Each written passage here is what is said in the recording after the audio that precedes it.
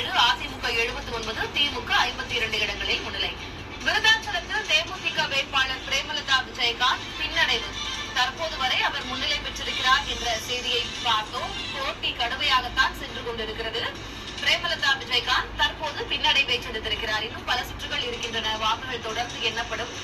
தற்போதைய நிலவரப்படி விருதாச்சலத்தில் தேமுதிக வேட்பாளர் பிரேமலதா விஜயகாந்த் பின்னடைவு என்ற செய்தியை பார்க்கிறோம்.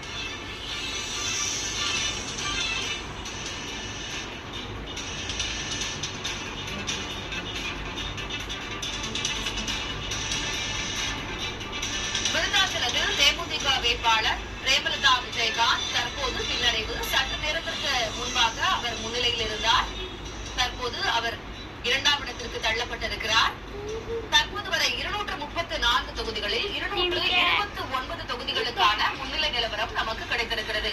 97 இடங்களில் தாவேகா முன்னிலை பெற்றிருக்கிறது. அதிமுக 78 இடங்கள், திமுக 54 இடங்களில் முன்னிலை பெற்றிருக்கிறது.